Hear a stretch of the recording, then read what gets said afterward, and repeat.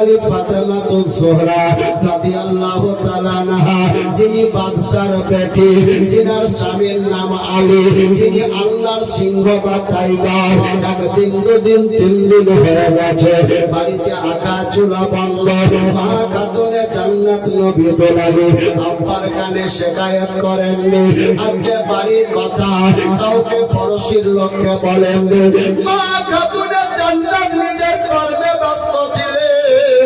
এমন সময় মাতার তাজ হযরতে আলী মুর্তজা ঘরে প্রবেশ করলেন। হযরতে ফাতেমাতুজ জোহরা আসসালামু আলাইকুম সালাম যেমন প্রদান করেছে, হযরতে আলী সালামের জবাব দিলেন। আর জবাব দেওয়ার পরে আমার আলী বিবির চেহারার দিকে তাকিয়েছেন। আলীর চোখে কোনায় পানি আসে যায়। এত সুন্দর নুরানি চেহারা, এত উজ্জ্বল চেহারা। আজ আমার বিবি ফাতেমার চেহারা যেন শুকিয়ে গেছে, যেন ঝলসে যাওয়ার মতন হয়ে গেছে। ও বিবি ফাতেমা, তোমার চেহারা কেন মলিন দেখাচ্ছে? চেহারা কেন সুস্থ মনে হচ্ছে? বিবি গো, একটিবারের জন্য বলো। ফাতেমা বলছেন না। ফাতেমার চোখের কোনা দিয়ে পানি পড়তে লাগলো। আল্লাহু আকবার কারিয়া হযরত আলী বিবির মাথাটা নিজের মুখে নিয়েছেন। আব্বা জানেন গো, কোন স্বামী যদি তার বিবির দুঃখের সময় মাথাটা বুকে নিয়ে নেয়, তো দেখবেন গোটা জাহানের মায়া স্বামীর মধ্যে এসে যায়। হযরতে ফাতেমা স্বামীর মুখে মাথা দিয়েছেন। হযরতে আলী বলছেন, বিবি তোমার চেহারাটা শুকিয়ে গেছে। ফাতেমা বলছেন, হুজুর শুকিয়ে তো গেছে, আপনি জানতে পারছেন। ফাতেমা গো, তুমি আমাকেও বলতে লজ্জি করছো, আমাকেও বলতে পারছো না। ফাতেমা ও গো ফাতেমা, আমি মাত্র নবী মুস্তাফার দরবার থেকে আসলাম। আল্লাহ নবী দরবারে গনিমতের মাল অনেক জমা হয়েছে। ফাতেমা, যদি তোমার আব্বা জানের নিকটে যেতে, আমাদের অভাবের কথাটা, সংসারের কথাটা ওই নবীজির কানে তুলিয়ে দিতে, আল্লাহ নবীকে যদি তুমি বলতে ফাতেমা, আমার মন বলে ফাতেমা গো, নবী তোমাকে এত ভালোবাসেন, এত ভালোবাসে যে ওই গনিমতের মাল থেকে ফাতেমা আমাদের সংসারের জন্য হয়তো নবী কিছু উপহার দিতে। ভরা নদী ভাঙা নৌকা নাই কোনো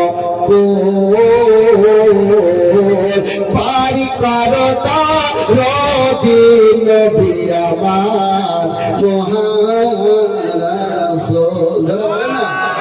আপনারা বলবেন মুহাম্মদ রাসূল। কারণ মাইকে একটু আওয়াজ টানছে বলে বুঝতে পারছেন যে একটু গলায় টান পড়ছে। মাইক করা থাকলে হয়তো সেটিং করে নিতাম। আর আজকে আমার হাফেজ সাহেবের বাড়িতে জালসা হয়ে গেল। বলুন ইয়া রাসূলুল্লাহ। ज़मीन मैली नहीं होती, ज़माना मैला नहीं होता। ज़मीन मैली नहीं होती, ज़माना मैला नहीं होता। ज़मीन मैली नहीं होती, ज़माना मैला नहीं होता। मोहम्मद के गुलामों का कफन मैला नहीं होता। मोहम्मद के गुलामों का कफन मैला नहीं होता। ज़मीन मैली नहीं होती, ज़माना मैला नहीं होता। मोहम्मद के गुलामों का कफन मैला नहीं होता।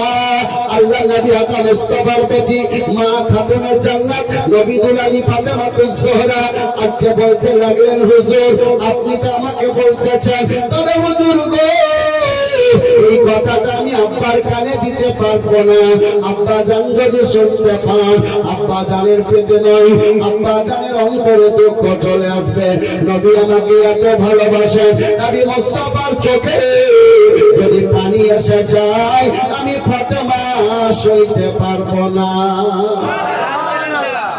হুজুর আমাকে বলার জন্য বলিয়ান না হযরত আলী দুটো হাত ধরে নিয়েছেন বিবির চেহারার দিকে তাকিয়ে বলছেন বিবি সত্য করে বলছি তোমার আব্বা জান দুঃখ পাবেন না তোমার আব্বা জান বড় আনন্দিত হবেন তুমি যদি একটু গিয়ে বলতে হযরতে ফাতেমাতুজ জোহরা রাদিয়াল্লাহু তাআলা আনহা এবার চিন্তা করলেন যেদিন বিবাহ দেওয়া হয়েছিল আমার নবীজি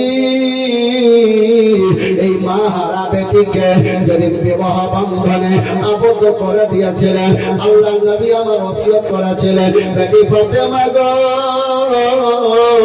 ও বেটি ফাতেমা প্রত্যেকটা কথা স্বামীর প্রতি লক্ষ্য রাখবে স্বামী যা বলবে তাই তুমি করবে স্বামী যদি রাজি তোমার প্রতি হয়ে যায় তো তোমার আব্বা এবং আল্লাহ রাজি হয়ে যাবে বেটি ফাতেমা স্বামীকে নাখোশ করিও না হযরতে ফাতেমাতুজ জোহরার পূর্বেকার কথা স্মরণ হয়ে গেল বলে হুজুর আপনার কথা আমি মেনে আমি আব্বার নিকটে গিয়ে আমার সংসারের অভাবের কথাটা খুলে বলবো তবে দিনের বেলায় আমি যাব না এই সময় আমার আব্বা জানার দরবারে কত না সাহাবায়ে কেরামগণ বসে থাকবে নবীজির দরবারে এখন যাব না যদি আমি যাই ঈশার নামাজের পরে যাব আব্বা জানের আগে ঈশার নামাজ হয়ে গেল হযরতে আলী মসজিদে নববী থেকে ঈশার জামাত সহকারে নামাজ পড়ে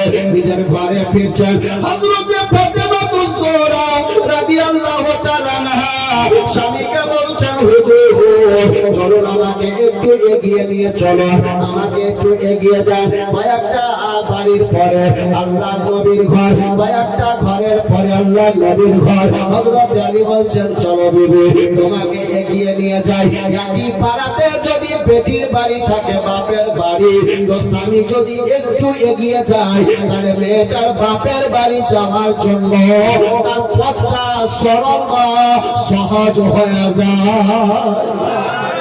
হয় না ভাই ফাতেমাতুজ জোহরার স্বামী হযরতে আলী এগিয়ে যাচ্ছেন এরকম কেউ লাইট ছিল না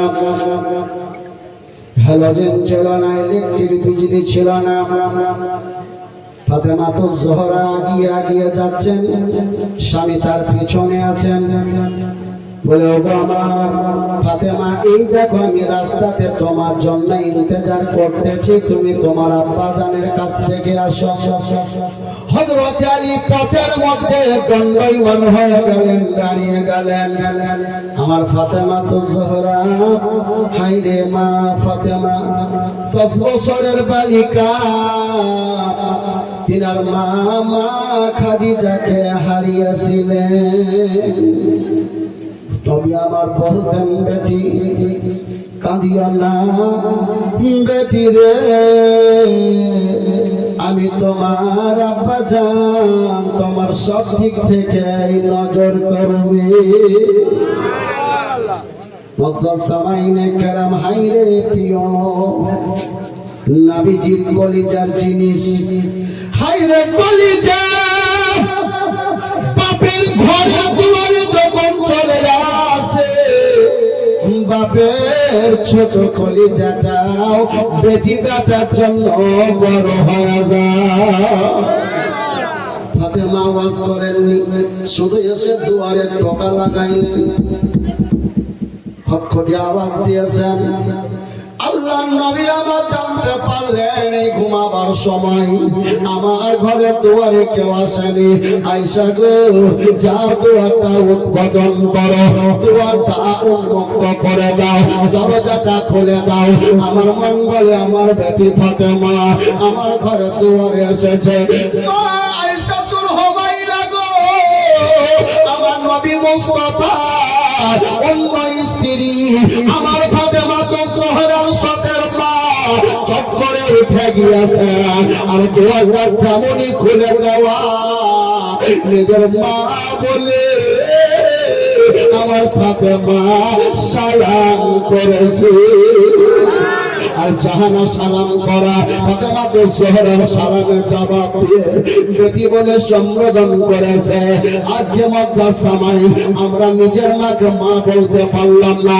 সবচাইতে দামি জিনিস হচ্ছে যদি নবীর পরে কেউ আছে আল কোরআনকে ফলো করো। কোরআন বলেছে আতিউল্লাহ, আল্লাহকে সব থেকে মহব্বত করে। আল্লাহর পরে যিনি স্থান পেয়েছে তিনি আতিউর রাসূলা, আল্লাহর পরে যিনি স্থান পেয়েছে তিনি হচ্ছেন কোরআনে লেখা রাসূলুল্লাহ। আর রাসূলুল্লাহর পরে জগতের মাটিতে কেউ যদি স্থান পেয়েছে তিনি ওয়াবিল ওয়ালিদাইনি ইহসানা, তোমার পিতা এবং মাতা। নবী বলছেন হুমা জান্নাতুকা ওয়া নারুকা, ইয়া আমার উম্মতেরা তোমাদের জান্নাত তোমাদের বাপ মার চরণে। তো দেখেন সতের মা কত সুন্দর সালাম করেছে, আমার নিজের মাকে সালাম করতে পারলাম না। আচ্ছা সামাইন কেরাম, ফাতেমা ভালো ছিলেন? হ্যাঁ উনি যান ভালো ছিলেন। চলো বেরাদার ইসলাম, আব্বা জানের সামনে আমার নবী যেমনই পৌঁছে গেছেন ফাতেমা আসসালাতু ওয়াসসালামু আলাইকা ইয়া রাসূলুল্লাহ। ফাজান ফাতেমার সালামের জবাব দিয়ে বাপ বেটির চেহারার দিকে তাকাচ্ছেন, জোরে বলুন সুবহানাল্লাহ। চেহারার দিকে তাকা মাত্র নবীজি আমার বলেন বেটি ফাতেমা গো, এখন তো সময় হচ্ছে বিছানায় আরাম করার। এ বেটি ফাতেমা এ রাত্রি বেলায় বিছানার আরাম ছেড়ে আমার ঘরে আসলে কি মনে করে রে মা? তবে কি স্বামীর সঙ্গে অমিল মালান্য হয়েছে? আর এর সঙ্গে কি কোনো আজকে খারাপ হয়েছে? আর এর সঙ্গে কি কোনো ঝগড়াঝাটি হয়েছে? আল্লাহ নবী মুস্তাফার বেটি ফাতেমা তো জোহরা কোনো কথা বলছেন না, চোখ দিয়ে পানি কষ্ট সরে পড়তে লাগলো। যদি কোনো বেটির পানি বাপে দেখতে পায়, বাপের চোখ দিয়ে পানি ঝরতে আরম্ভ করে যায়। নবী আমার বলছে বেটি ফাতেমা, ও বেটি ফাতেমা আমার পাঁজরে বসো বেটি রে। এমন কি তোমার হয়েছে সংসারে বেটি? একবার আমার সামনে খুলে বলো রে মা, আমি একটু দেখবো রে মা। ফাতেমা তো জোহরা বাপের পাঁজরে যখন বসলো, নবী আমার চেহারার দিকে তাকাচ্ছেন রে। মাহারা বেটির দিকে তাকিয়ে নবীজির যেন চোখের পানি করতেছে। ফাতেমা বলছেন আব্বা যান, আমি নিজের ইচ্ছায় আপনার ঘরে এই সময় আসিনি, আপনার জামাইয়ের কথায় আমি আপনার দরবারে আসলাম। আব্বা জান গো, আজ 2-3 দিন হয়ে গেল ঘরে কোনো আঁকা চোনা জ্বলেনি আব্বা, কোনো দানা পানি রান্না হয়নি। আব্বা জান আপনার জামাই বলেছে আজকে নাকি আপনার দরবারে গনিমতের মাল জমা হয়েছে।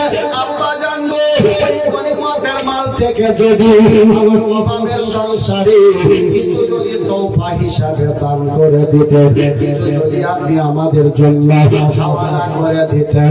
আব্বা জান আমাদের অভাবী সংসারটা কিছু দিনের জন্য একটু সচ্ছলতা হয়ে যেত। দুঃখের কথা আমার নবীজি শুনলেন বাপজিরা। আল্লাহ নবী আমার শোনার পরে বলছেন বেটি ফাতেমা গো, হযরত আলী যে মাল দেখে গিয়েছে গলিমাতে, এই মাল গুলা বেটি তোমাকে দেওয়া যাবে না, যাবে না, যাবে না, যাবে না।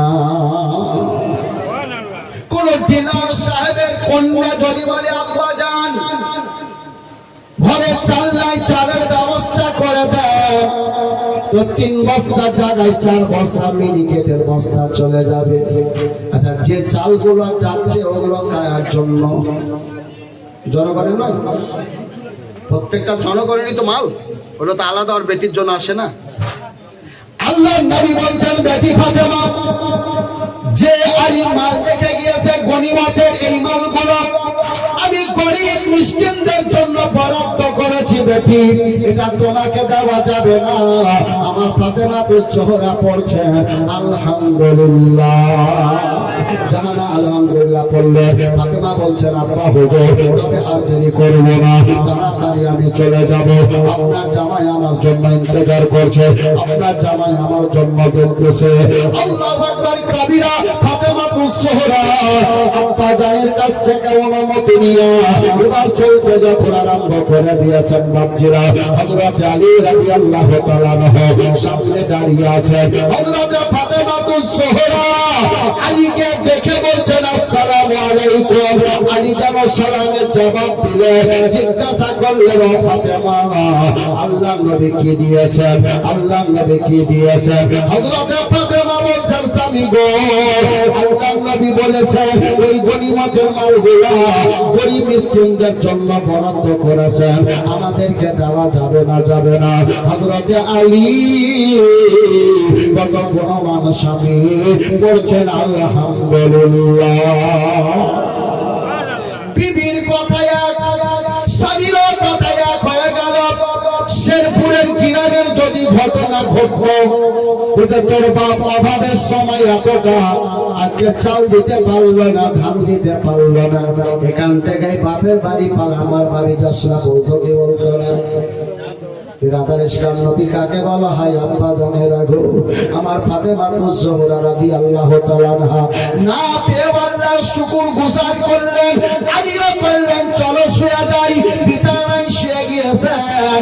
আর এধারে আব্বা যান ও আমার মা বোনেরা শুনেলেন, কিছু কথা বলে যায় রাতের বেলা। আল্লাহু আকবার কাবীরা। আল্লাহ রাব্বুল আলামিন এই ফাতেমা আলহামদুলিল্লাহ কে এমন কবুল করেছেন, আলী আলহামদুলিল্লাহ কে এমন কবুল করেছেন। আল্লাহ বলে, জিবরিল, ও জিবরিল, যাও যাও আমার নবী মুস্তাফা দরবারে চলে যাও, আমার তরফ থেকে তোফা নিয়ে চলে যাও। জিবরাইল বলতে লাগলো, হে রব্বুল আলামিন, ফাতেমার জন্য কি তোফা নিব? জান্নাতের কোন নাজ নিয়ামত নিব? জান্নাতের কোন উপহার নিয়ে যাব? আল্লাহ বললেন, না না, জান্নাতের কোন নাজ নিয়ামত নয়, কোন হীরা পান্না জহরত নয়, কোন টাকা পয়সা নয়। আমার ফাতেমার জন্য নবীকে গিয়ে দিয়ে দাও আমার নামের জিকির। বিরাদার ইসলাম নামের জিকির নিয়ে আসছেন গো। আল্লাহ নবীর দরবারে অবতীর্ণ করলো ফেরেশতা জিবরিল। আসসালাতু ওয়াসসালামু আলাইকা ইয়া রাসূলুল্লাহ। আমার নবীজির চোখের কন্দ্রা নাই, বেটির জন্য চিন্তায় চিন্তিত। আমার কন্যা কতদিন পর আমার ঘরে আসলো গো, দুঃখ ভরা মন নিয়ে। আমার ফাতেমা চলে গেল, আমার আলী কি মনে করবে? এইরকম বেরাদার নবী ভাবতেছিলেন। আল্লাহর ফেরেশতা জিবরিল বলে, নবী আর ভাবিয়েন না, কাঁদিয়েন না, আল্লাহর পক্ষ থেকে আপনার বেটির জন্য তোফা এসে গেছে।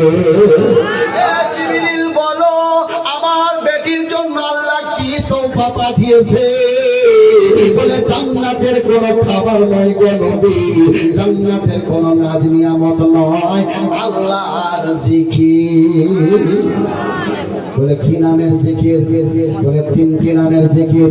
বলে, প্রথম নাম্বার হচ্ছে সুবহানাল্লাহ, সুবহানাল্লাহ। আল্লাহ পাকের নবীকে ফেরেশতা জিবরিল বলছে 33 বার বলবেন। আলহামদুলিল্লাহ 33 বার বলবেন। আল্লাহু আকবার 33 বার বলবেন গো নবী। এই 100 বার নামের জিকির যদি আপনার বেটি ফাতেমা রাত্রে ঈশান নামাজের পর একবার করে, সারা রাত ধরে রহমতের ফেরেশতা ফাতেমার সংসারে মদদ যোগাবে। ইয়া রাসূলুল্লাহ, দিনের বেলায় যদি ফজরের নামাজ নামাজের পর একবার পড়ে 100 বার নামের জিকির হয়ে যায়, আল্লাহর তরফ থেকে ফাতেমার সংসারে উন্নতি এসে যাবে। ও আপা জানে রাখো, আর যদি ফাতেমা এই নামের জিকির নিতে অস্বীকার করে, বলে দিও গনিমতের মাল যেন ফাতেমার ঘরে পাঠিয়ে দেয়।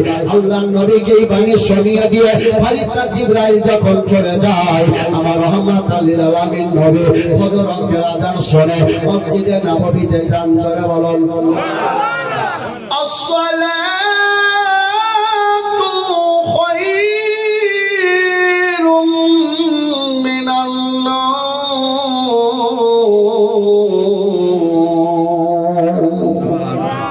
ঘুম চাইতে নামাজ অতি উত্তম। আপনাদেরই বাপ, আপনাদেরই ভাই, আপনাদের চাচা, আপনাদের বাবা কত সুন্দর কথা মসজিদে বলছে, হাইয়া আলাস সালাহ,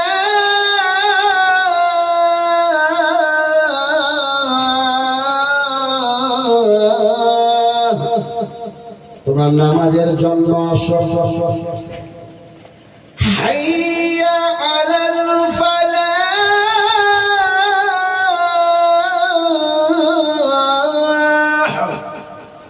তোমরা কল্যাণের জন্য আসো। আল্লাহু আকবার,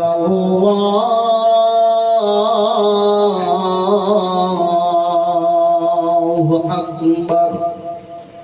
আল্লাহ সবচাইতে বড় মহান।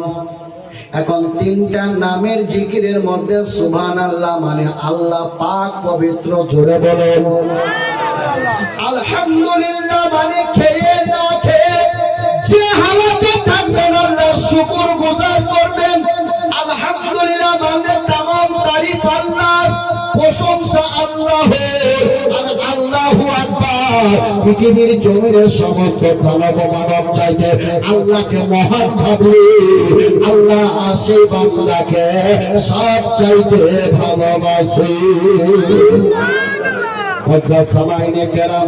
এই জন্য ভালোবাসা এমন একটা জিনিস যে ভালোবাসাতে সবকিছু পাওয়া যাবে।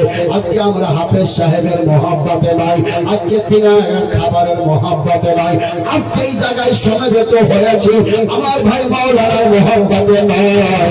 আমরা কার মহব্বতে এসেছি? নবীর মহব্বতে।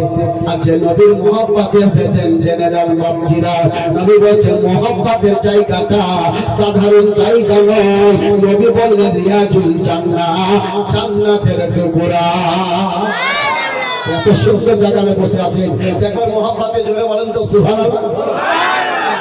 জিজ্ঞাসা করলাম যে গোসলের কয়টা ফরজ? বলছে হুজুর আপনারা পড়াচ্ছেন, আপনারা জানেন না? বলে বাবা আমরা তো জানি বলি জিজ্ঞাসা করছি। তখনকার ছেলেও পাকা বুঝলে বলছে হুজুর 3টে ফরজ। আলহামদুলিল্লাহ 3বার ভালো বলেছে। আর গোসলের 3টাই ফরজ। বলে বাবা কি কি এবার বলো তো? তো বলছে যে একটা সাবন, একটা তেল, একটা গামছা।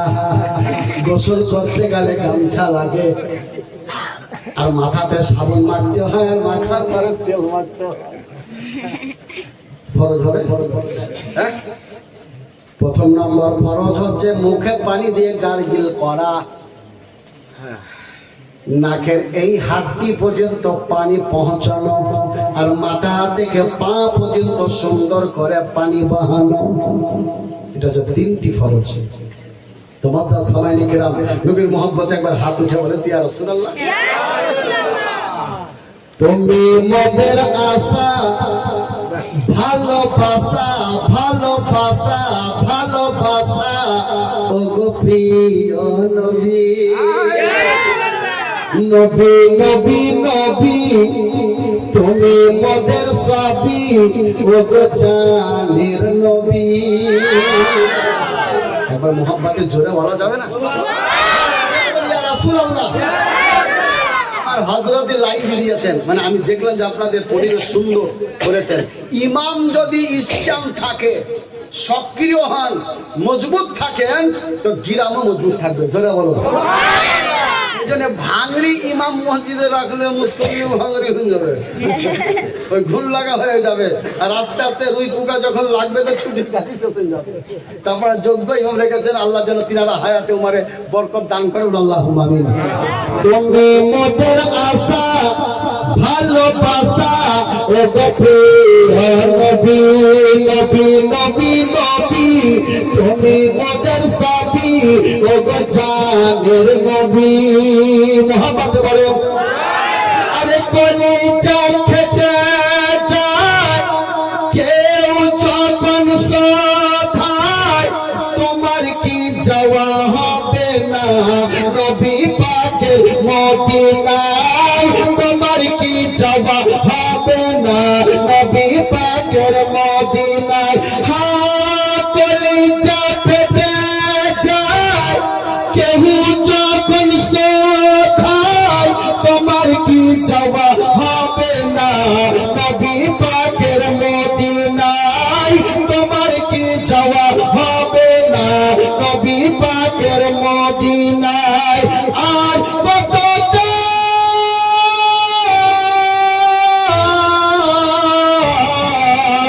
আর কত থাকবো আমি ও গো আল আরাবী আমার প্রিয় নবী নবী নবী নবী তুমি মোদের সবই ও গো প্রিয় নবী তুমি মোদের আশা ভালোবাসা ও গো জানের নবী আর আপনার মোহাম্মদ বলে দেন সুবহানাল্লাহ আর আপনার বলেন ইয়া হাবিবাল্লাহ মুসিবত তারা শান্তি সুধাইয়ে দে দাও তুমি যাকে চাও গো নবী জান্নাত দিয়ে দাও তুমি যাকে চাও গো নবী জান্নাত দিয়ে দাও মুসিবত তারা শান্তি সুধাইয়ে দে দাও তুমি যাকে চাও গো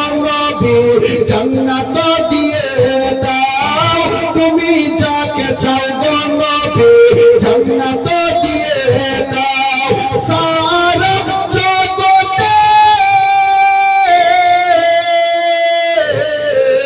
সারা জগতের খাজানা তোমার হাতে চাবি নবী নবী নবী নবী তুমি মোদের সবই ও গো জানের নবী সুবহানাল্লাহ প্রায় জায়গাতে নাজরানা আসে আর না তো চমকে যায় এই ডালপুরি পড়তে পড়তে ভোজপুরিও চলে আসে বুঝতে পারেন আমার হাজরাতি স্টেজ থেকে হাওয়ালা করে দিয়েছে ইনশাআল্লাহ ইনি মোহাম্মদ একটা ভোজপুরি আপনাদেরকে শুনিয়ে দেবো ভোজপুরি শুনবেন কারা কারা হাত উঠাতো বেশি বলবো না কারণ আমার হাফেজ সাহেবের আজকে যাক মায়ের ইশারের স্বভাব মা সম্পর্কে হাদিস করেন আলোকে একটা হাদিস বলে শেষ করবো আরেকবার মোহাম্মদের জোরে বলা যাবে না সুবহানাল্লাহ कितना सुंदर आका का दरबार लगेला दरबार लगेला चलो बोलिए सुभान अल्लाह अरे कितना सुंदर आका का दरबार लगेला कि जैसे तैयबा नगर में जन्नत की बाजार लगेला बाजार लगेला कितना सुंदर आका कितना सुंदर आका का दरबार लगेला कि जैसे तैयबा नगर में जन्नत की बाजार लगेला बाजार लगेला बाजार लगेला यारो छोड़ दे जबरदस्ती ये शेरपुर यारो छोड़ दे जबरदस्ती ये शेर गिरा सुन्नियों की बस्ती यारो छोड़ दे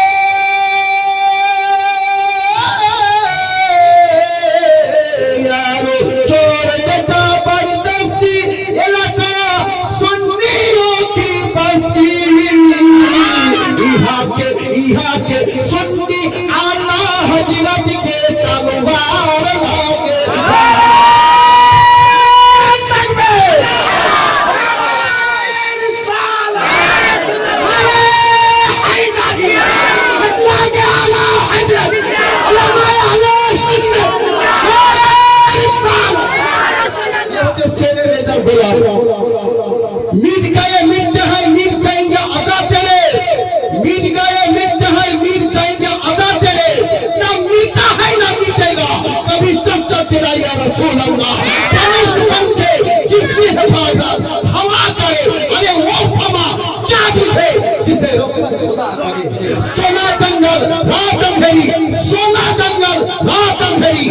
बड़ी बजनी प्यारी है, सोने वालों चलते रहियो, चोरों की रखवाली है।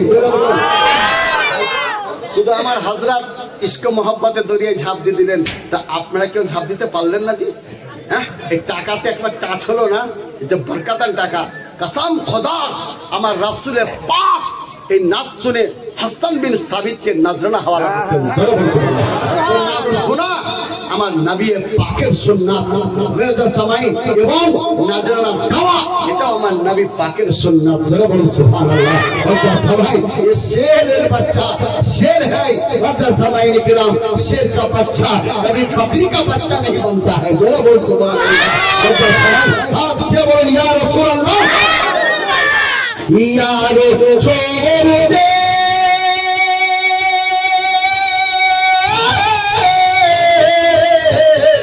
यारो छोड़ दे जबरदस्ती, ये इलाका सुन्नियों की बस्ती, यहाँ के सुन्नी आला हजरत के दरबार लागेला, दरबार लागेला, कि जैसे तैयबा नगरी में जन्नत की बाजार लागेला, बाजार लागेला,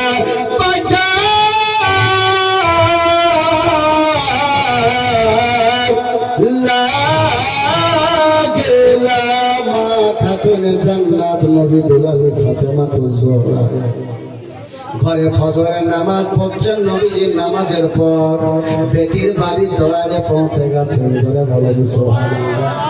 ফাতেমার ঘরে নবীজি, বেটি জানতে পেরেছেন আমার নবীজি চলে এসেছেন। চট করে দোয়া করে আব্বা জানকে সালাম করেছে। আল্লাহ নবী সালামের জবাব দিলেন। বেটি দুঃখ পেয়েছিলেন, রাত্রি বেলায় মনটা খারাপ করে আমার বাড়িতে এসেছে রে মা। আল্লাহ নবীকে বলে আব্বা জান গো, না আমি দুঃখ পাইনি, কষ্ট পাইনি, চলো বেটি তুমি আমার সঙ্গে চলো। আব্বা জান কোথায় বলে তোমার ঘরের দুয়ারের ভিতরে চলো। আল্লাহ নবী আমার বেটি ফাতেমাকে নিয়ে যখন বারান্দায় বসলেন, নবীজি বলছেন বেটি ফাতেমা, আজকে তোমাকে আমার আল্লাহ রাব্বুল আলামিন ভালোবেসে, ও বেটি ফাতেমা আল্লাহ তরফ থেকে তোমার জন্য তোফা এসেছে। আল্লাহ নবী বলছেন তোফা এসেছে। ফাতেমা বলে না বাজার কি এমন তোফা এসেছে? বলে আল্লাহর নামের জিকির, আল্লাহর নামের জিকির যদি নাও বেটি, এতে কামিয়াবি আছে, এতে তোমার দরিদ্রতা দূর হয়ে যাবে। আর যদি বেটি গো ওই তসবিহকে না নিতে চাহে, গনিমতের মাল তোমার ঘরে পৌঁছে যাবে। আমার ফাতেমা আমিরি দেখেননি, দৌলত দেখেননি, আল্লাহর নামের জিকির দেখেছিলেন। এই জন্যই তাসবিহে ফাতেমা বলা হয়। কিতাবে লেখা আছে এই তিনটি নামের জিকির যার ঘরে থাকবে অভাব দূর হয়ে যাবে। আল্লাহর তরফ থেকে ওই কাজটা এত সুসম্পন্ন হয়ে যাবে। এই জন্যই তাসবিহটা আপনার প্রত্যেকটা পাঞ্জাগানের ৫ ওয়াক্ত নামাজের পর মুসাল্লায় একবার করে পড়ার চেষ্টা করিয়ে। সুবহানাল্লাহ ৩৩ বার, আলহামদুলিল্লাহ ৩৩ বার, আল্লাহু আকবার ৩৪ বার। কিতাবে লেখা আছে আমার ফাতেমা যখন নামাজে দাঁড়িয়ে যেতেন, বেটা ইমাম হাসান হোসাইন কাঁদতো, ঝোলাতে দোলনাতে, তো আল্লাহর ফেরেশতা জিবরাইল এসে ইমাম হাসান হোসাইনের ওই ঝোলা ওই দোলনা জ্বালিয়ে দিত। সুবহানাল্লাহ। তাহলে আপনাদের আমাদের ঘরে অনেক অভাব আছে, নামাজ যদি পড়ে অভাব দূর হয়ে যাবে। নামাজ যদি পড়ে পরিবার সন্তোষ হবে। নামাজ যদি পড়ে চরিত্র ভালো হবে। নামাজ যদি পড়ে অভাব অনটন দূর হয়ে যাবে। নামাজ যদি পড়ে আর সালাত মুফতাহুল জান্নাহ, নবী বলছে এই নামাজটা আটটা খোলা জান্নাতের ঝর্ণা হয়ে যাবে। তাহলে এই নামাজ পড়া দরকার আছে না নাই? তোমার তার সময় নিখলাম আপনাদেরকে বলেছিলাম তিনটি জিনিস, তার মধ্যে একটা বলেছিলাম এক মুসলমান আর এক মুসলমানকে সালাম করবে। বর্তমান সময়ে যারা বলে নবীর যুগে ছিল না, আজকে একটু উদাহরণ দিই, এটা আপনাদের ব্রেনে দিই। শুধু জীবনী দিকে গেল যাবেন না। জীবনী শুনে শুনে আপনার মন কাঁদবে, প্রাণ কাঁদবে, কিন্তু আপনার ঈমান, এমন এমন বক্তারা, ভাইরাল বক্তা আপনার ঈমানকে নষ্ট করবে। এই জন্য ওলামায়ে কেরাম বলেন জীবনের সাথে কিছু যুক্তি এবং হাদিস কোরআনের আলোকে আলোকপাত করতে বাধ্য হচ্ছেন। যেটা বলেন সুবহানাল্লাহ। বর্তমান সময়ে যারা বলে নবীর যুগে ছিল না, আজকে আপনাদেরকে একটু বলি, একটু শুনেন মনোযোগ দিয়ে, ভাইরা একটু শুনে নাও। আচ্ছা বলেন তো, নবী মুস্তাফার যুগে মসজিদে এসি ছিল না? বাহ, আলহামদুলিল্লাহ, পিছনটা ভাই একদম হাত উঠে বলেছে। আচ্ছা মাস্টার সাহেব ছিল? দেখি মাস্টারই মনে হলো, কিন্তু আল্লাহ যেন মাস্টারই করে। মাস্টার নাকি? মাস্টার তো পুরো দিককাল তো মাস্টার আছে বাবা, খালি খালি লেখাপড়ার মাস্টার তালায়, চাষেরও মাস্টার আছে। তো নবীর যুগে এসি ছিল না, মসজিদে মার্বেল টালি টাইলস ছিল না। আল্লাহ নবী যখন নামাজ পড়াতেন জামাতে, একজন সাহাবীকে মুকাররর করে দিতেন যে কাতারগুলো সোজা হলো কিনা দেখে আসো। তো কাতারগুলো সোজা করা হতো। আপনারা আমরা জানাজার মাঠে বলি কাতারগুলো সোজা করেন, কিন্তু আজ এই শেরগ্রামের মসজিদে যান তো দেখবেন কাতার সোজা করার জন্য মানুষকে বলতে হয় না, কাতারে স্ট্রেট ভাবে একটা বর্ডার দেওয়া আছে। আছে না নাই? তাহলে নবী মুস্তাফার যুগে এই বর্ডার ছিল না, মসজিদে মার্বেল টালি ছিল না, এসি ছিল না, মাথার উপরে ফ্যান ছিল না। তাহলে তো এটা বেদাত। এটা আপনাদের যুগে এলো, আপনার বাবার যুগে এলো, আমাদের যুগে এলো, আমার বাবার যুগে এলো। ইমামদার সামাইনে কেরাম যারা বলে বেদাত, কান খুলে শুনে নাও। নবী মুস্তাফার জামানায় যেমন মসজিদে এসি ছিল না, মানুষ এখন আরামদায়ক ভাবে আল্লাহর ঘরে ইবাদত করবে, যার কারণে উলামায়ে আইম্মার কওল মসজিদে এসি লাগা জায়েজ আছে। মসজিদের মধ্যে গরমে মানুষ নামাজ পড়তে গেলে কষ্ট পাবে, ফ্যানে আজকে যদি তলায় নামাজ পড়ে আরাম পাবে, মাথার উপরে ফ্যান লাগা জায়েজ আছে। যে দাতা নেকি পাবে, যে নামাজ পড়বে সে নেকি পাবে। মসজিদের টাই লাগিয়ে সৌন্দর্য করা জায়েজ, বৈধ, হালাল, নেকির কাজ, সওয়াবের কাজ। বাড়ির চাইতে মসজিদকে সৌন্দর্য করে জায়েজ রাখা আছে। নবী মুস্তাফার যুগে এইরকম এসি মসজিদে ছিল না। আরে শুনে আর আল্লাহর নবী আতা মুস্তাফা বলে, আমি নবী মুস্তাফা আমার মিলাদ মাহফিলকে মানিয়ে আমি ছাগল জবাই করে আমার মেহমানকে আমি খাইয়েছি। তোমরা যদি আমার মিলাদুল নবীকে মানিয়ে খাওয়াও মানুষকে, এটা সওয়াবের কাজ হবে, নেকির কাজ হবে, উত্তম মুস্তাহাসান কাজ হবে।